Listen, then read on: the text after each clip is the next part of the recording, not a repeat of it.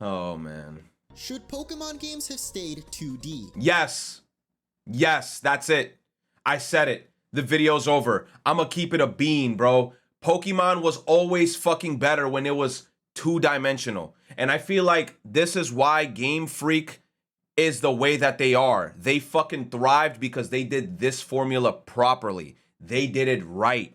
They did the two-dimensional style perfectly. Once they went into the realm of 3D, everything just started going to fucking shit. That's why no voice acting can work with this, right? The no voice acting shit in Pokemon perfectly works fine with two-dimensional shit because it's like a pixel game. You really never ever see voice acting in pixel shits. But then once they went into 3D and then they trying to treat 3D kind of like 2D and then have these empty ass environments with fucking characters taking me out of the whole immersion and shit. I'm like, nah, they should have kept it 2D in my opinion. This is a discussion I see all too often online. In my opinion, they should have kept it 2D. Older fans that have been around. If they wanted to go 3D, they should have passed that shit off to somebody else to develop it. Monolith, I don't know. Give it to some motherfucker who makes games in Platinum. I don't know, Platinum Games. Give it to somebody else. Just don't give it to fucking Game Freak to do this shit because they don't know what the fuck they're doing with 3D in my opinion. Around long enough to see the main series evolve from cute 2D sprite worlds into the third dimension. But what if Pokemon remained 2D and Game Freak continued to hone the style they started off with? What would those games look like? Oh man, if they stayed in 2D. Look, mind you, I wouldn't even want it to be in this style because this is more like Octopath in my opinion. Even though it doesn't look too bad, I feel like this style is just too much Octopath.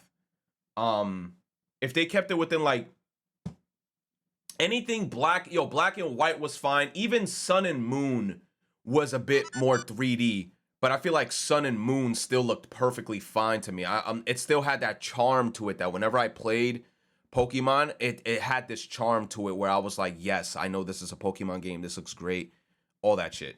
But I don't know. Anything after that, in my opinion, I wasn't really feeling it. I know some people are going to be like, oh, but what about Legends of Arceus? Legends of Arceus, I feel like was kind of like a concept they were just testing out to see if we were going to like it. They did it fine there in Legends of Arceus. And then now I feel like they're trying to go that route. And I don't know. You say legit, Sun and Moon was great in my opinion. I didn't even complete Sun and Moon. But every time like I've played Sun and Moon, I've always like enjoyed it. And I've always been like, oh, this is a fine looking game. I really like how the characters look. The Pokemon look great. All the environments look great. I thought that shit looked fine. And could they actually have been better than what we have today? Now you might be thinking, Munch, you're old, man. Of course you like the 2D games more. And while I must admit that growing up with Gen 3 does give me some nostalgic bias towards the 2D sprite style, my goal with this video isn't to determine whether 2D or 3D looked better, as I believe in terms of visual. Yo, that was such a game changer, bro. That shit threw me back to the past. The fucking wireless adapter that you had to attach to your Game Boy Advance so then you could trade. 2D sprite style. Yo, man, I think I still have this somewhere. It's gonna be hard to find this. I wouldn't even be surprised if my mom sent this shit to Santo Domingo, bro. Yo, I don't know what it is with Spanish parents, but whenever there's something lying around in the house, they just put that shit in a box and they send that shit to Dominican Republic or they send that shit back to like the motherland. I'm like, Mom, stop doing that shit. Like, why the fuck do people in DR need to take my fucking Game Boy Advance adapter?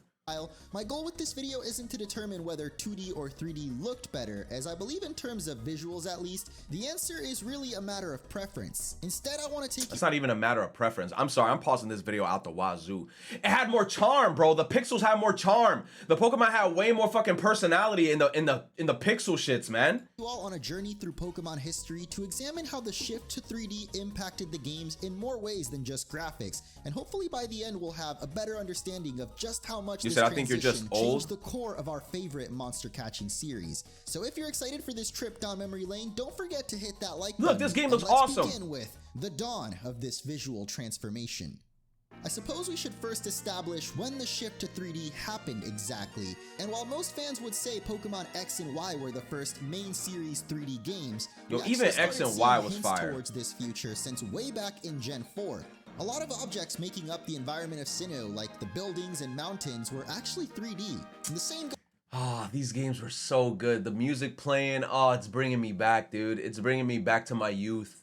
It's bringing me back to my youth. Oh shit, the music. Those for Heart Gold Soul Silver, where we even Yo, Heart Gold Soul Silver was peak. Seeing some of these objects in movement, but Pokemon Platinum took things to a whole nother level.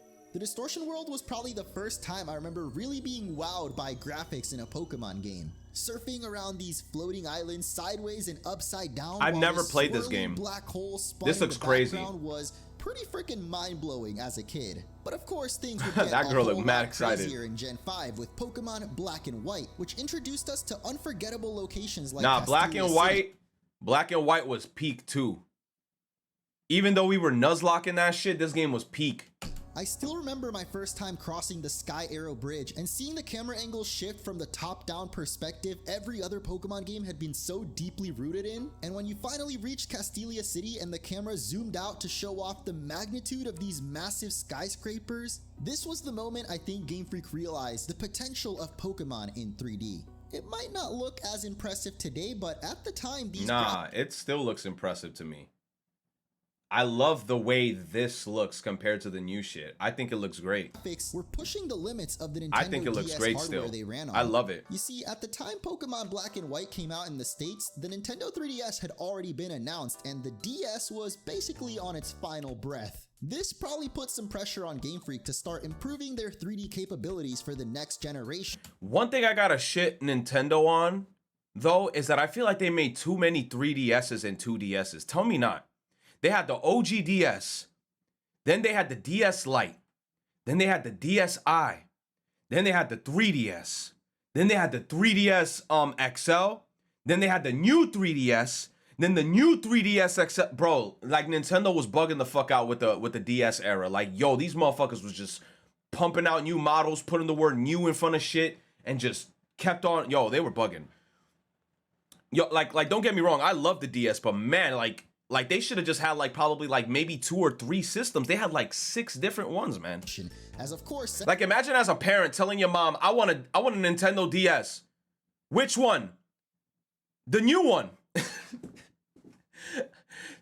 She'll be like, you want the new one? Yes, I want the new Nintendo 3DS XL. Like, yo, like I can imagine for parents, this shit was a fucking nightmare. Like you walking into the Toys R Us or whatever, and you're like, I want a Nintendo DS for my son, and the motherfuckers, the workers there. Which one you want? We got the DSi, new 3DS, and then the parents are like, aren't they new though? Yeah, they're all new. So why is this one called new Nintendo 3DS XL? But isn't it? Oh man. Oh. Since they began making games, all they've really known is 2D sprite work. I mean, I guess technically Pokemon Colosseum and XD already existed, but those were developed by a different studio. So going back to Black and White, it took almost 2 years for the sequels to come out, and visually they didn't look too different from their predecessors, which makes me wonder if this whole time Game Freak was cooking up something entirely different in the background. It's well known at this point that in order to fulfill the less than ideal goals of producing at least one main series game per year, Game Freak appears to divide their workforce into separate teams for different projects. For example, in the most recent generation, we had an A team working on Pokemon Scarlet and Violet, while the B team seemed to be working on Legends Arceus simultaneously, and that's likely why we saw a lot of ideas from Legends cross over into the Gen 9 games. I have a feeling in the years after Pokemon Black and White, with the 3DS looming overhead, a large part of Game Freak were designated to work on converting the animated sprites they'd worked so hard to perfect into 3D. Bro, but the sprites, in my opinion, look so much better. Like this sprite right here, with Charizard just moving. The moving Charizard sprite, the third one is perfect. This one is perfect right here, bro. Models. A monumental task considering how many Pokemon already existed at the time, and one that would prove if Game Freak could continue to stay at the top alongside other veteran Nintendo franchises that had successfully transitioned to the third dimension years ago. Thankfully for Game Freak, the hard work seemed to pay off, as when the first trailer of Pokemon X and Y came out, I definitely wasn't the only one that nearly lost my damn mind. When I first came up with the idea for this video, I kinda thought that X and Y were the first step in a downward spiral of quality for Pokemon games, but honestly, Gen 6 was kinda lit. I mean, Mega Evolutions alone were enough to cement it as a banger, but X and Y still had a lot of the qualities that made classic Pokemon games so fun to play over and over, and I think they get a lot of hate nowadays just for having the worst story. But after the magnum opus that was Pokemon Black and White's plot, it was gonna be hard to follow up regardless. In terms of graphics though, I think X and Y did a really good job of translating the It did a good, damn, my man just. aesthetic of classic Pokemon into the third dimension. The world looked amazing and It looks great because it's still like within that realm though, because I'm not gonna say it's 3D, but it still has the two-dimensional charm to it. So that's why in my opinion, I feel like this one got away with it, and it still looks great in my opinion. full of little details that made me want to go search every nook and cranny for items and Pokemon. The characters somehow maintained the charm of the 2D sprites in the overworld while looking more realistic in cutscenes and battles. And then of course there were the actual Pokemon, which seemed to finally be realizing their true potential as we could now interact with the sprite creatures we all fell in love with in more engaging and immersive ways than we ever dreamed of. I know a lot of fans seem to think that X and Y were the beginning of the end in terms they killed of Gerald. difficulty as well, mainly because these were the first games that introduced the new style of EXP share, but at least back then, players weren't forced to use it, and I honestly don't even think the EXP share is why Pokemon games are so easy nowadays. No. Wait, what? I feel like the EXP share is definitely the reason why the games are so easy now. IMMA say it. The animations for the Pokémon were better in Stadium 1 and 2. Yes. Yes. I agree, Grand Gonzalo. I agree. The animations in those games, and even I think the one on the Wii, Pokemon Battle Revolutions or some shit like that, their animations were way better. But even so, it's like, I don't know, bro. But that's a yeah, the experience share shit. You said the experience share, even without it in Carlos's Dog Easy, bro. But it's like the EXP share was low key broken because they put that weird ass mechanic in the game where even if you catch Pokemon, you get a shit ton of experience. If you kill a Pokemon, you could kill a fucking Caterpie. Everybody in your party gets a shit ton of experience. That definitely made the game so much easier because back in the day, bro, to train Pokemon, especially Pokemon that we wanted to train, we had to take the Pokemon out, swap him out with a stronger Pokemon, kill it. We had to do it the old way, which was hard. Topic for another video. Moving on to Pokemon Sun and Moon and their interesting sequels. Honestly, these games weren't all that bad either. Sure, I wasn't as big a fan of Z-moves as Mega Evolutions, and this gen did start the trend of introducing a new gimmick every generation, but most of the common complaints I hear with Pokemon today didn't really become apparent until Gen 8, when Pokemon seemed to face another rough transition from the comfort of our hands and into the realm of high-definition home consoles in Pokemon Sword and Shield. Well, technically, Let's Go Pikachu and Eevee came first, but it feels like beyond just graphics, Game Freak were really trying to elevate the Pokemon experience this generation with the introduction of concepts like the wild area, and can't say it really worked for me. Going from the carefully thought out routes of previous regions where it felt like every little rock and flower was deliberately placed in the most aesthetic way, to this open, barren wasteland where objects feel more randomly generated and lacking any sort. Bro, every time I see Heart Gold, Soul Silver, bro, I just low-key want to nuzlocke that shit. Of cohesion with each other, coupled with Pokemon not spawning nearly as often as the trailers made it seem at least, and it makes the whole world somehow feel less alive than previous games where you couldn't even see Pokemon outside the grass yet. At least Pokemon Legends Arceus seemed to fix a lot of the problems I had with the more open concept of the wild area. It might be the fact that it's not an entirely open world and more like separate open areas, but even with hundreds of random items and Pokemon scattered about, it feels like everything belongs where it is, which is just not the same vibe I get with the wild area and open world of Paldea. But I feel like I'm getting off topic now, and as I mentioned, this seems to be more of a problem with the open world rather than Pokemon switching to 3D, though I suppose the two. I feel like it's a mixture of open world.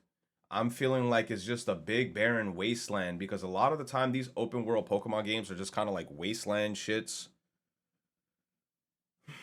Maybe my inner boomer misses static encounters because I'm not gonna lie, I you know, seeing a patch of grass and shit, walking in there, not knowing what Pokemon you're gonna run into. I kind of do miss static encounters, but to each their own. I know some people love the whole fact that you could just see the Pokemon outright and then you could approach it and, you know. Do go hand in hand when it comes to explaining our next topic. Pokemon have never been strangers to trying out new features for one game and completely forgetting about it in future entries. I could list almost 100 ideas that could have been— Yo, yes, I was just about to say that.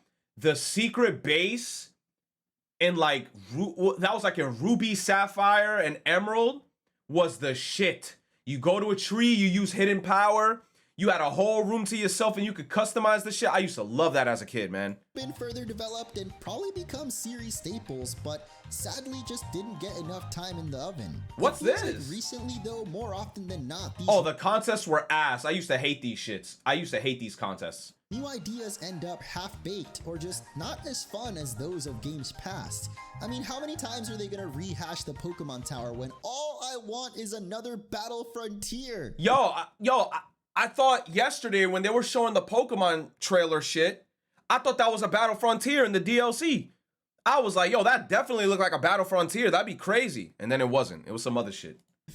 But without a doubt, the most notoriously cut feature were the Pokemon themselves.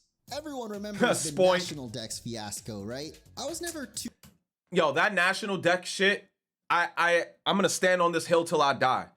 The people that be asking for the National Dex are the same motherfuckers that never even complete the Pokédex. So I don't understand why they want those Pokemon. Like, motherfuckers out here is screaming for the most irrelevant Pokemon. Oh man, I want a fucking Love Disc. Where's Love Disc? Like, are you serious right now? Are you seriously crying for a Love Disc right now? Are you seriously right now like, yo, where's Dunsparce? Shut your ass up. too adamant about Where's it, to be Dunsparce? honest, since I find collecting more than 400 Pokemon in a single game way too tedious. In fact, I don't remember ever completing the regional decks in older games. Nobody. There's only like a small handful, like a select handful people that would actually be like, I'm gonna complete this whole Pokédex. I've never seen or ever had any friends that's been like, yo, I completed the Pokédex. Never. They would complete the Pokemon League, just start shiny hunting, doing a bunch of other bullshit, and then they'll probably drop the game and get the next installment of the game when it comes out later on. So if anything, this was a pretty good change in my book, and it made some sense at the time considering the amount of work that goes into creating and animating every single Pokemon model. That's a cool animation. Except for one little problem. They totally reused the models from X and Y. I've read some conflicting articles saying that Game Freak actually created new models for Sword and Shield, but data mines definitely suggest otherwise. Not that I really have a problem with them reusing old models, as it saves a lot of time that could be put towards other things like, sandwiches, I guess? This is my biggest gripe with the whole transition to home console. No, not the sandwiches, but rather the lack of fun features, specifically in the post-game compared to past generations. It's a sad reality, but a lot of the things that made Pokemon post-game so iconic back in the day are now reserved for the extra paywall known as DLC. I don't want to get super into the nitty-gritty of modern Yo, this is why my inner boomer talks so much shit. That's why I'm always like, yo, Gold, Silver, and Crystal went hard. Because I'm like, yo, you complete the Pokemon League. Then you come to find out, oh shit, I could go back to Kanto. Then you could go back to Kanto, revisit all the towns in Kanto, go up against like motherfuckers like Brock, Misty, Lieutenant Surge, I don't know, Koga. Then you go to Mount Silver. Mount Silver had like these broken ass Pokemon. Then you go deep in this dark ass cave just to find Red in the cave. Oh my God. There was so much extra shit in like those old games where as a kid, my mind was just blown. I was like, oh my God, this is a fucking masterpiece. This is a fucking masterpiece. Schemes or lack of them, but it just feels kind of wrong how little we seem to But that's get just now me. compared to past games, especially considering they used to cost less too. And if the updated graphics are supposed to be what makes up for this new price, then I think I would have rather kept the old school sprites and animations of black and white if it meant having more fun and challenging games. I know I've been pretty negative on the modern games so far, but it's not all bad, as the shift to 3D also brought along some of my favorite features in Pokemon, like the ability to customize our character. Technically, it was possible to add this feature back in the 2D games, like we've seen in some fan games, but the protagonists being 3D makes them so much more personalizable and definitely added to that feeling of immersion within the world of Pokemon. Even in games like Yo, Stardust, what's up? Pikachu and Eevee, where we have just a few select outfits, every new playthrough feels a bit more unique by just wearing a different costume. Then Scarlet and Violet. It's your birthday next week. You're gonna be 27. Oh shit. Oh shit. I'm probably gonna stream that day. I know this week I got some shit to do tomorrow and the day after because I got to do stuff with my pops, but definitely. Came along and totally ruined it by forcing you to wear a school uniform, but anyway. Another amazing addition that came with the 3D shift is the ability to interact with our Pokemon in ways that simply wouldn't have been possible if the game stayed 2D, or at least it wouldn't have felt nearly as engaging. Whether it's through picnics, camping, or good old-fashioned Pokemon and me, I absolutely adore being able to interact with these beloved creatures so many of us have bonded with, and seeing their reactions to getting pet on the head or even getting a ball thrown in their face. There's so many unique animations here, and I know Game Freak catches the a shit lot out of of that strays thing. for reusing certain animations, but in general, I feel like the Pokemon Nah, they reused the hop animation with this guy? No way. catches a lot of strays for reusing certain animations. Oh my god, I didn't even know that. I didn't even know that they reused Hop's animation with Leon's brother. But Oh, in general, I feel man. like the Pokemon themselves look more alive than ever. I didn't even know that. Especially in Scarlet and Violet. Sure, some signature moves, over-the-top animations seem to have been toned down when compared to Sword and Shield, but you could argue it makes battles snappier. Thinking about it, terastallizing feels like it takes forever sometimes. Yeah, I'm okay with move animations getting toned down a bit. Honestly, I wish we could just skip all these cutscenes, but you can really see just how much work. Bro, it's all fucking padding. All those annoying ass fucking cutscenes with the sparkles and shit, it's all padding. Like, I swear, like, just to make it feel like you're playing the game for a long time. I hate when games do bullshit like that you can't skip. And I'm just like, dude, I just want to get to the battle. Like, just activate it and just continue. Game Freak put into updating some of these models and animations with their love child Charizard, who might just have had the biggest glow up I've ever seen for a 3D Pokemon, and totally fits the personality I always imagined it having since way back in the Sprite days. While we're on the topic of updated designs, I want to end this whole segment with a bit of a trend I've noticed. Is it just me, or have starters become way more human-like? I'm not sure if it's because of the shift to 3D necessarily, but since Pokemon X and Y, I feel like the designs for starter Pokemon have gravitated towards a more humanoid aesthetic. Maybe it's just that humanoid characters are easier to rig and animate. I'm not really too knowledgeable in that field, so maybe animators can let me know in the comments, but it feels like... One thing I can say about Pokemon starters is I'm no longer excited for them because I feel like every time I see a new starter, I'm just disappointed. Like, I feel like as a kid, I remember Ruby and Sapphire, when they first showed those starters, I lost my shit. Then, like, if I was to, like, show you the list of, like, Pokemon starters, bro. Like, I feel like as a kid, bro.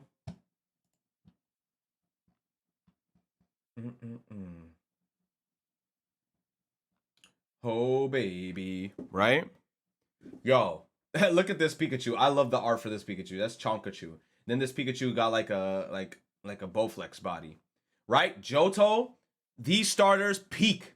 When they first showed off these starters and I was a kid, I was like, this is the best shit I've ever seen. I even like Chikorita. I was like, man, Chikorita got a big ass leaf on his head. Look how cute this Pokemon is.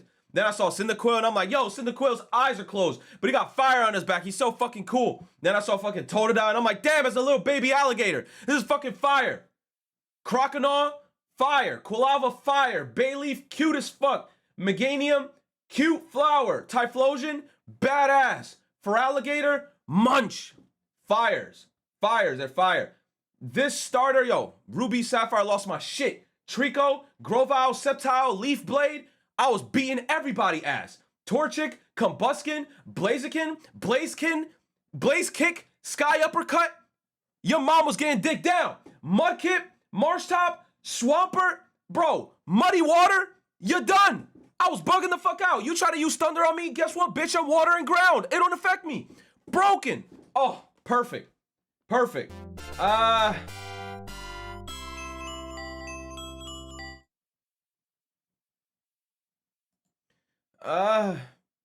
Thank you, Star-Lord, for the resub. Turtwig,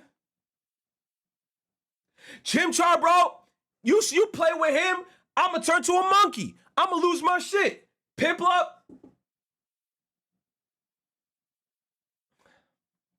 Yo. Oh shit, I'm not gonna lie, chat. Anything after this is ass to me, bro. I only like Chimchar. Fuck Turtwig, fuck Piplup. Right here?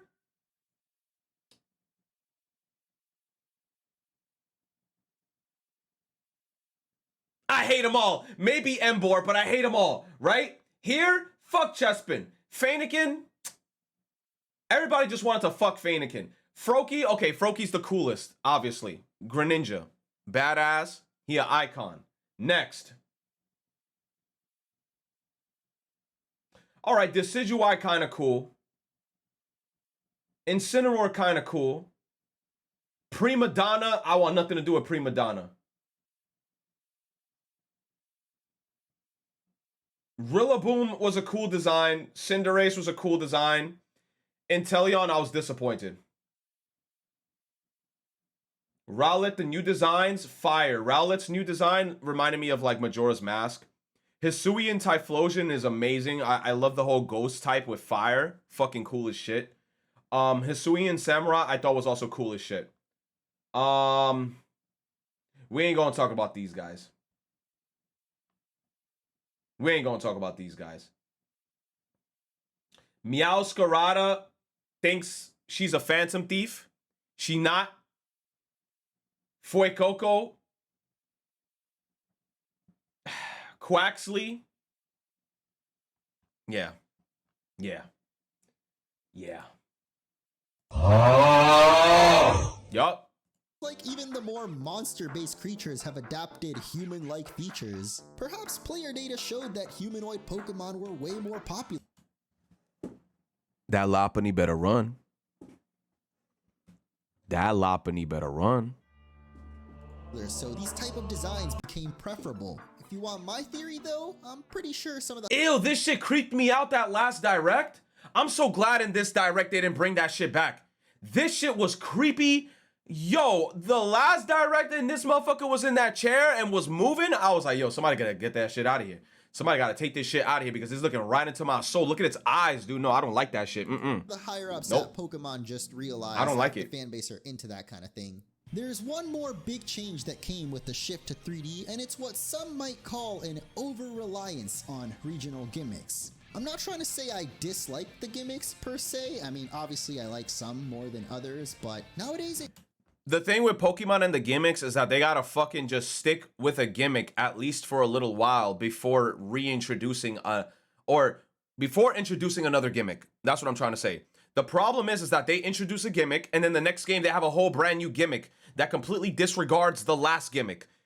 Keep the gimmick at least for a couple years before introducing another gimmick. Because it made no sense how 1 year was Z moves, 1 year was Mega Evolutions, then 1 year was V Max, and now we have terrestrialization and shit. I'm like, yo, what is all this bullshit? Like, we doing like 20 different things now, man. Come on. It kind of feels like Game Freak think they absolutely need some kind of big twist to sell new games. They don't, though. I gotta imagine coming up with and designing these unique gimmicks every single new generation must be extremely time consuming. It is. Another reason why Pokemon games feel like they get less content nowadays. What used to be these fleshed out regions with post games full of fun, challenging extra battles have literally been replaced by Terra raids, which some people find fun, sure, but it only lasts a couple hours till you catch it, and then you just wait till the next event. I guess my point with this whole segment is to illustrate just how much change we've gone through these last few generations, and what this constant innovation could mean for the future of Pokemon. Even with all the great features the shift to 3D has brought the Pokemon series, I still can't help but wonder what a modern day game might look like with the classic style. There are plenty of modern 2D games that look absolutely stunning and manage to hold their own even against major AAA titles, and it really makes me wonder what the series Where could have is looked Silk like Song, if Game bro? Freak continued to hone Where that art is style. Silk Song? Many Pokemon games would have looked a little more like Octopath Traveler, which combined 2D sprites with 3D worlds and dynamic lighting to create a pretty visually impressive looking style. I've heard a lot of gamers dub this sort of look 2D HD, which makes a lot of sense as it feels somewhere between retro and modern, and it definitely suits the world of Pokemon. But what if instead Game Freak decided to scrap the pixelated sprites altogether and gone for a style closer to Nexomon, which uses hand-drawn anime-style artwork while maintaining the classic top-down perspective? I've always had a bit of an obsession with Ken Sugimori's artwork, and just imagining all the Pokemon animated in his style does sound pretty sick, but would sticking with what they knew have really benefited that's a fat Pokemon in the Pikachu. long term? I mean, if it saves production costs by reusing certain assets, then I say why not? They could at least try it out with a future remake or spin-off title. But I also gotta admit, as a fan of Black and White, I would much rather see the iconic landmarks of Unova remade in a more grandiose way. So I'd like to propose an idea for the eventual Kalos remakes instead. For being on the 3DS, I would argue these games still look pretty good, especially when upscaled on emulators. The quality is honestly good enough to port to Switch as is. But let's not give Game Freak any ideas here. I think Pokemon X and Y might just be the perfect games to become the series' first demakes. And by that I mean taking the 3D world and turning it back in time to the top-down pixelated era. I think it'd be really interesting to see how some of the more open areas of modern games could be adapted to fit the old style. And how awesome would it be to get official sprites for some of the newer Pokemon? Then again, there's plenty of other games out there continuing to push the limits of pixel art in ways that honestly blow my mind, so you guys keep doing what you're doing, and I guess we'll let Pokemon keep doing whatever this is. To try and answer the question I started this whole video with, should Pokemon have stayed 2D? I still feel like it's up to preference, but if I absolutely had to choose... Nah, my inner boomer is yes, bro. My inner boomer is yes. You said my mic is too loud? Is my mic too loud? Bro, I'm about to beat your ass because yesterday y'all were like, yo, I can't hear you. Now today y'all like, I'm too loud. It's fine. Oh, nah, Caprice on your day, bro. You're dead. You're dead. You playing with your soul. You playing with your life, buddy. You're dead. Hold on. Let me see Caprice. CAPRI 15 hours. 35 years. Oh my god! Oh shit. Snake! Damn! What the fuck is wrong with you? Everyone! What is wrong with you, dude? Nah. I'm telling you. He beating up old ladies and taking their credit cards. Sad. What elderly woman you fought and took a credit card? Nah, the oil prince, bro. Nah. You said Sad gotta be beefing with chat on purpose. Yo. Then I'd honestly have to say no. While I would have loved to see what the series could have looked like if they continued honing that Yo, fucking Sad with the goddamn 25 motherfucking gifted. You said we not playing Pokemon? Wait, what Sad said? He wants me to play Violet? Wait, is that what he's asking for right now? Damn. Is that what he said? He didn't say that. Oh, God. Style, or even gone for the didn't say hands-on that. approach, since I've always been a fan of Sugimori's art. I can't deny that a lot of that desire Yo, is driven by Violet. I nostalgia. said Violet. Without Sad. this Thank transition, you. we wouldn't be able to Yo, interact Sad. with our Sad. beloved I creatures appreciate you, in all baby. the Thank you ways for the that modern 25. style allows Yo, us you're a to. fucking demon, bro. Pokemon 25 Go gifted, never dude? existed. There might not Shit. have been a Detective Pikachu movie. Would the trading cards still have been as popular as they've become? Yo, nah, this movie was creepy. Where that movie at? I'm mad because when this movie came out, nobody talked about Mewtwo's teeth. That shit was nasty. Mewtwo had teeth. Movie. Would the trading cards still have been as popular as they've become? And most importantly, would the new generation of players have been interested in a game that feels outdated in the eyes of modern gaming?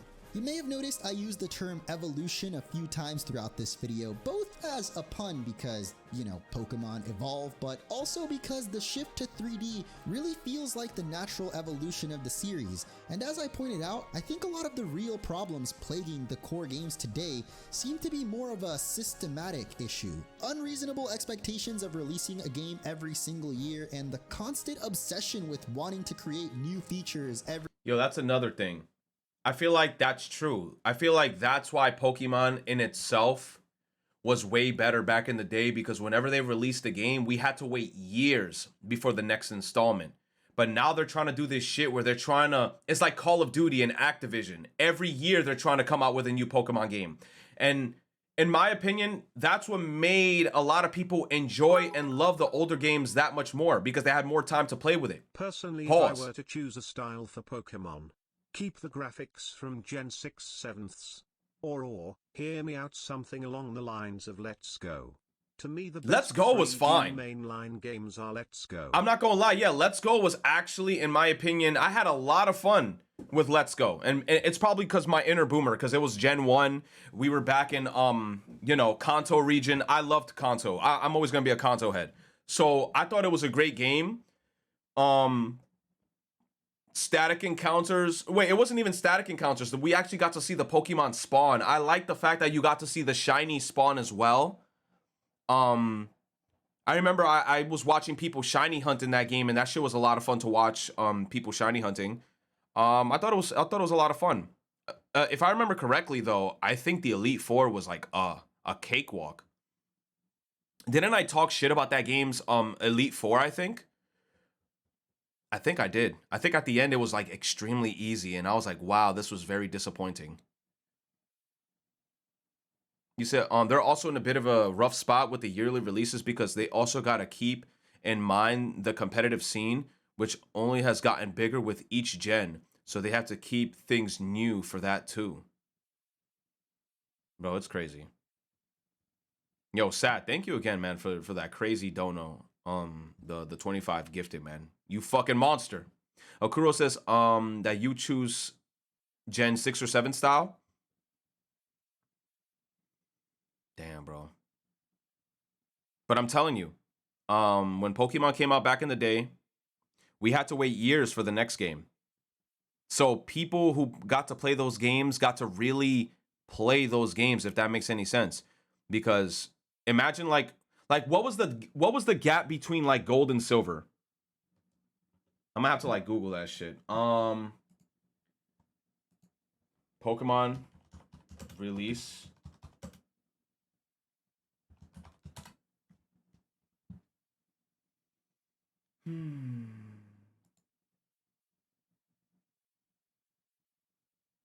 Where's the timeline?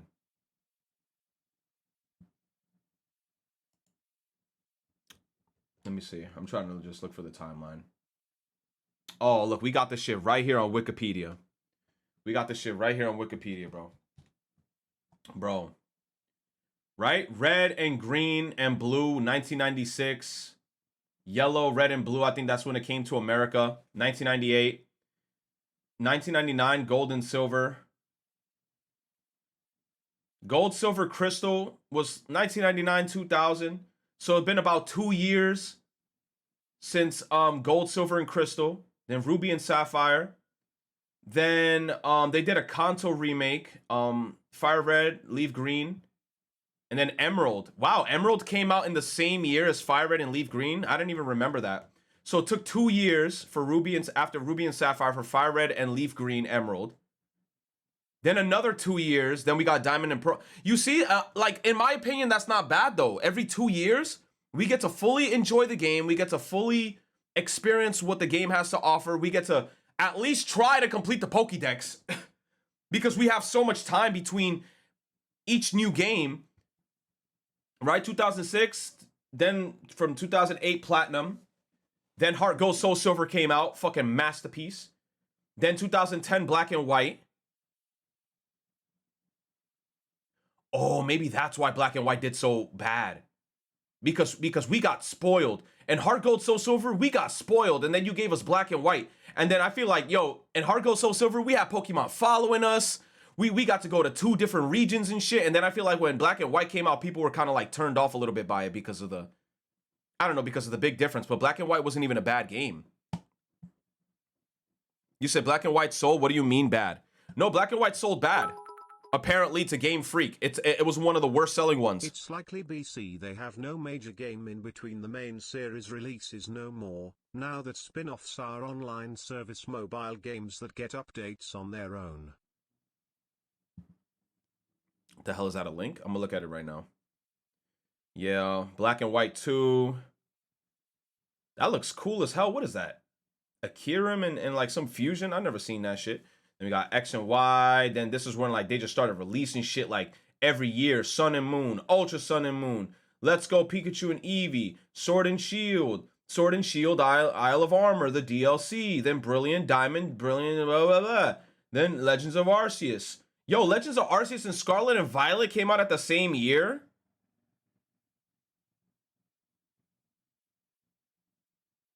Huh? Oh shit, I don't even remember that. That's kind of crazy. That's kind of crazy. 2022 was a historic year for the Pokemon franchise, but probably not for the reasons that you'd think. It has nothing to do with Scarlet and Violet, Ash Ketchum becoming a world champion, or Legends Arceus.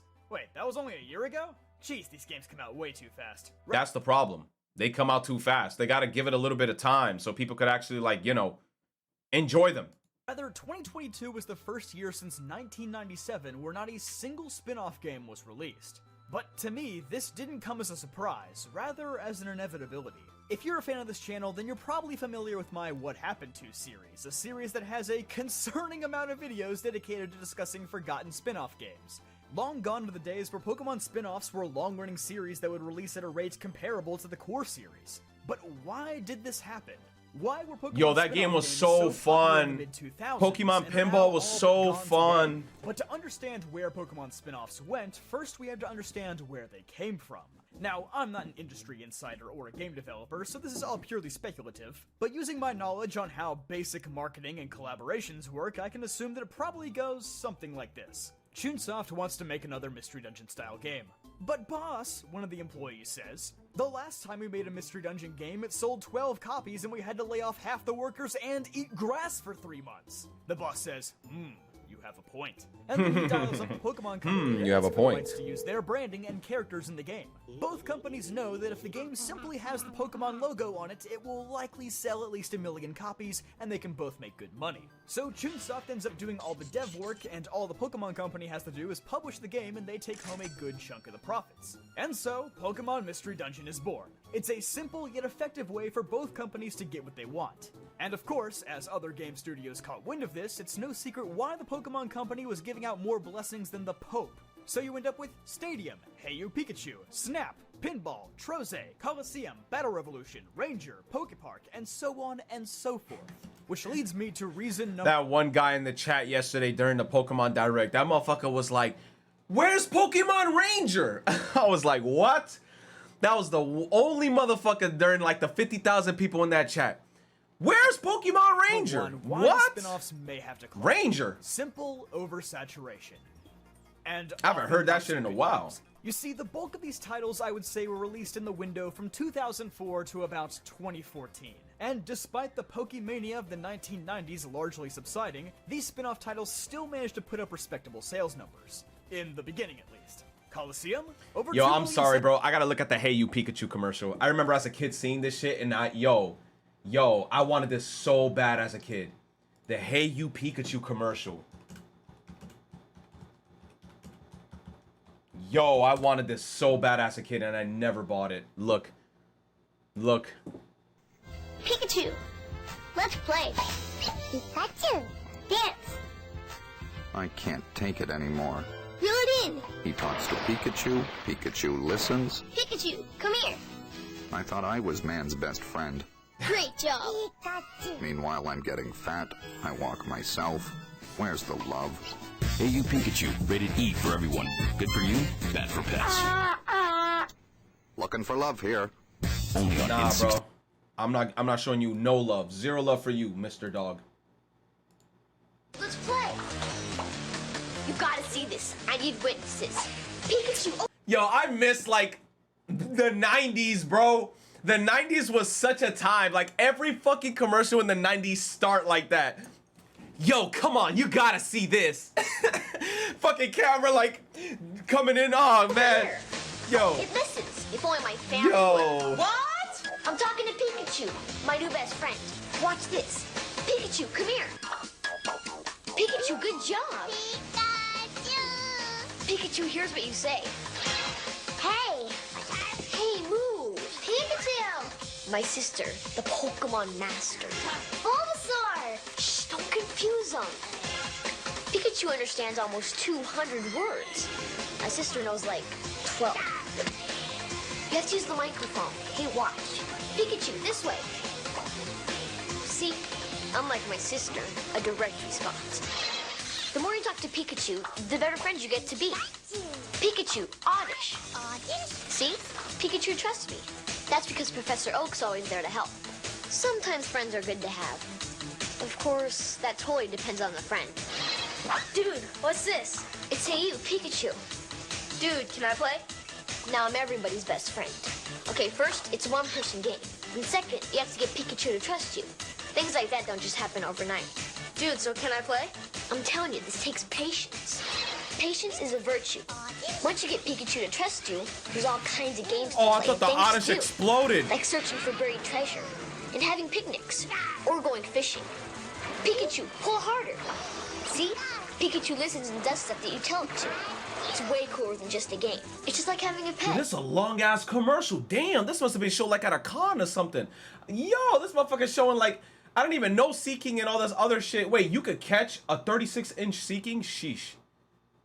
Yo, nah, advertisement back in the day was something else. Was something else, bro. Sales. Ranger, almost 3 million. Mystery Dungeon, nearly 6 million at the series peak. Well, they did have 3 versions, so they kinda cheated. But the problem is, that's a lot of money for most consumers to be dropping on Pokemon games on a yearly basis, especially when these games typically didn't have the same widespread appeal as the main series. For every person like me who loves Mystery Dungeon and Coliseum, I guarantee you there's someone else who hates them. Maybe you might be one of them. Some people can't stand the repetitive gameplay of dungeon crawlers, or the constant action of drawing loops on your DS. I've had carpal tunnel since 2006. Hey, get off the screen, I'm cooking right now. So, in the beginning, most Pokemon fans probably picked up most or all of these different games, decided that at least half of them weren't very entertaining, and never bothered to buy the sequels. Not to mention, a lot of these titles felt like they were being made for a quick buck, and not to actually make a quality game. Like Pokemon Dash. Look, I know there are diehard Pokemon Yo, I fans out forgot there, about this game. Pokemon Dash, bro? Oh, nah. Disrespect you guys or anything, but it's I 1,000,000% forgot about that game. Video game. So it's no wonder why most people wisened up and said, hey, maybe we shouldn't be blowing hundreds of dollars a year on 3 to 4 mediocre video games that just so happen to have Pokemon branding. This is Pokemon Dash I right know here. This may be hard to hear, Yo. since a lot of these games are deeply nostalgic and close to our hearts, but trust me, Mystery Dungeon was an outlier. It's not the standard of quality. And even that series wasn't consistent the whole way through. Does anybody remember the WiiWare games? Okay, probably not because they didn't release outside Japan, but they existed. So naturally, people became more wary of buying anything with the Pokemon logo on it, and we can see this with virtually every single spin-off series having a massive decline in sales by the time 2014 rolled around. Even when the game was actually good, like Pokemon Conquest, the stigma against Pokemon spin-offs at that point in time was simply too high to overcome. Reason number 2, they became obsolete. The easiest example of this is the 3D battle sim games like Stadium, Coliseum, XD, and Battle Revolution. There isn't really a purpose for a 3D battle simulator anymore because guess what? All of these games are in 3D now. And I know people will say, but Game Freak's battles look terrible compared to those games. Yeah, I agree, but we're in the minority here. 95% of the Pokemon fanbase is not going to be sold by a Pokemon Battle Revolution HD with better models and animations. And I don't care if your tweet saying Pokemon Coliseum needs to be remade on the Switch got 5,000 likes. Twitter is an echo chamber designed to make insane people think their small opinions are more important than they really are. In the real world, nobody is asking for this. It's kind of like how Sony got gaslit into re-releasing Morbius in theaters and still He went off. see it. Okay, maybe it's not that extreme, but it's close. Anyway, how did I get here? Oh yeah, 3D battle sims. They're not coming back. The Nintendo Online service is the best thing you're getting. Another way some spin-off games became obsolete is because they were designed with one console in mind.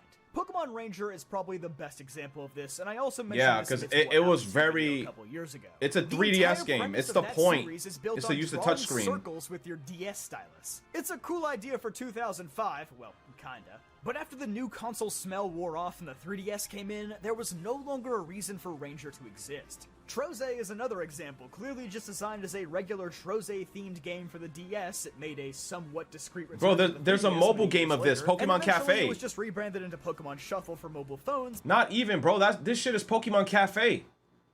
This is literally Pokemon Cafe. Because it had way more potential for success there than any of the handheld Nintendo consoles. Same with Pokepark, but maybe to a lesser degree. I don't think this series ever had any ambition. You said it's not? Bro, it's so similar.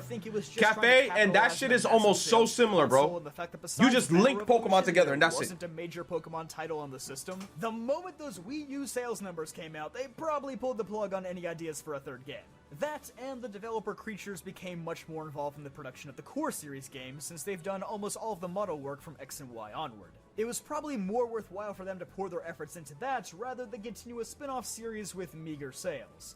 There, I just gave you your What Happened to Pokepark video in a single paragraph. Please stop asking me now. But yeah, with the DS and the Wii being two of Nintendo's most monumental console releases ever, of course a lot of game developers would want to ride off of Pokemon's coattails for a few extra bucks. With the Wii U and 3DS being substantially less popular, naturally the developers were going to be way less interested.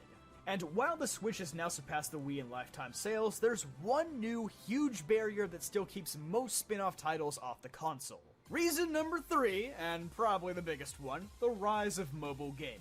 In the mid-2010s, Pokémon was one of Nintendo's first franchises to really embrace the new wave of mobile gaming.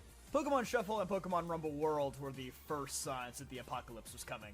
Pokemon Shuffle, released for mobile devices, was leagues more popular than any of the previous Troze entries in the series, being downloaded nearly 7 million times. As for Pokemon Rumble World, this was actually a 3DS game rather than a true mobile game, but boy, it sure functioned like one. Essentially being free to play, but with microtransactions built in to speed up your progress. I remember this. This is your legacy, Pokemon Rumble fans. Just remember this. For the most part, these early Pokemon mobile games were complete throwaways, and I'm deeply sorry if you ever spent your hard-earned money on them. Perhaps the most interesting case study comes from Pokemon Duel.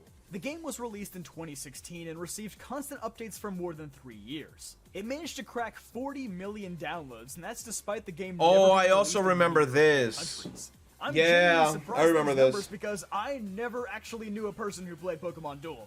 Not even myself. I remember seeing it in the store, but I never played it. $20 million, money that most spin-off titles would kill for, before being inexplicably shut down in October 2019. Everything those players built up or spent money on, gone in the blink of an eye. But dude, this is why, like, with gachas now, bro, I'm really like, yo, Nikkei could come out with the hottest unit, right? Nipples out, everything.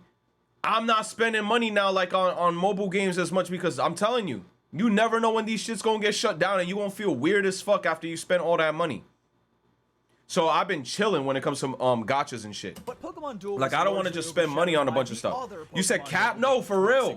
The global You should have seen me before. I was spending money. Pokemon Go has influenced the Pokemon series in many ways, and honestly, that might be a video in itself one day. But for this video, just know that its success really ramped up the production of other Pokemon spin-off games for mobile. And I know what you might be thinking. Pokemon Go was a fad. It was only popular for 2 months and then lost 80% of its player base. Sure, but I still play Pokemon Go. $1 billion in that year alone. And I in still play 2019 Pokemon and Go. 2020, it somehow made even more. 2022 was Pokemon Go's worst year by far, but it still generated $430 million. Contrary to popular belief, I'm not gonna lie, I feel like this might be their worst year, probably. Because I think this was the year where they increased the prices on remote raid passes and they basically cucked everybody. So I feel like if anything, this year it's gonna be worse in terms of how much money they made. this game is far from dead. They literally Every shot other themselves in the game foot with that studio dumbass to update. note. Just for reference, here's every spin-off game released on console from 2016 that doesn't have a free-to-play model. Pokken Tournament, Detective Pikachu, Mystery Dungeon DX, and New Pokemon Snap. That's it. I never finished New Pokemon Snap. I'm so sad. A grand total of 4 games in 7 years. Meanwhile, on mobile or free-to-play, Pokemon Duel, Pokemon Go, Pokemon Playhouse, Pokemon Quest, Pokemon Rumble Rush, Pokemon Masters, Pokemon Smile, Pokemon Cafe Mix, and Pokemon Unite. And herein lies the problem. Rather than releasing full quality games, many developers have figured out the best ways to squeeze your wallet dry with the bare minimum amount of effort. Remember Genius Sonority, the brilliant studio that made Pokemon Coliseum, XD, and Battle Revolution with almost no prior knowledge of Pokemon beforehand? Well, they're making Pokemon Cafe Remix now. And to be clear, this isn't a shot at them, they're just doing what's most profitable. Really? That's where they sent them? They're the ones working on Cafe. Now I'm about to re-download Cafe. I didn't even know that, bruh. It's more of a demonstration that these same studios still exist and still make Pokemon-related products, just ones that are a lot different than they used to be. Now, this is more of a gaming industry as a whole problem than a Pokemon-specific problem, but Pokemon has certainly been one of the most noticeably affected by it. Now, I'm not here to say all mobile games are greedy and evil. I, for one, actually really like Pokemon Masters EX. Although I am that's Master dreading the Sex. day that the servers inevitably go offline and I have nothing else to do with my virtual collection of trainers. And I also enjoyed Pokemon Go, despite its many, many faults. At least until I graduated from college and started working a 9-to-5 job in the middle of nowhere, and that's when I realized the game no longer had anything to offer me. And contrary to what you might have thought at the beginning of this video, there isn't a shortage of Pokemon spin-off content right now. Although 2022 didn't have a wholly new game, it had plenty of updates and new releases for pre-existing mobile games. It's not like there's less to play now than there was in the past, it's actually quite the opposite. But it all feels a little hollow. Like, there is no Pokemon Coliseum or Mystery Dungeon to pass down to my hypothetical kids one day. Okay, I know this sounds goofy, but bear with me. I know you could argue those old games weren't anything amazing, they were just marketing tools to keep Pokemon in the public eye while Game Freak made the games that we were actually excited for. But some of those games still felt like they had importance, or soul to them. They took us to places that the core series games would never dare to go to. A world filled with talking Pokemon with a crisis of time being stopped. A grungy, dark world inhabited by gangsters and thugs who turn Pokemon evil for profit. Thugs. A game set in the ancient past with many Japanese themes and... Oh wait, I guess the core series actually did end up doing that. And I know I'm gonna get comments on this because people consider Legends Arceus a spin-off for some reason, but... Isn't it? No, it's a spin-off. It definitely is a spin-off. It's not. It's mainline. I know y'all lying now. You know why? Because I don't see any colors. I don't see any gems. I don't see any letters. All the Pokemon games has either a color, a gem, or a letter. This just says Arceus. It just isn't. That's not how it works. Just because a game doesn't have gym badges doesn't mean it's not a main series. And that shit got no gym badges. It's a spinoff. I don't care. I'm gonna take this to the grave. Y'all gonna be burying me and shit and put on my tombstone. Arceus was a spinoff. Game. That's like saying Alola is a spinoff. It's just dumb. Please don't be that guy. But at any rate, thank you for watching. You call me dumb? If you enjoyed, be sure to leave a like and subscribe if you haven't already. And as always, a big shout out to my channel members for the support. I'll see you guys next time. He called me dumb. Oh, hell no, man. Yo, we're going deep in the Pokemon freaking... We're like deep in the Pokemon shit. Oh, goodness.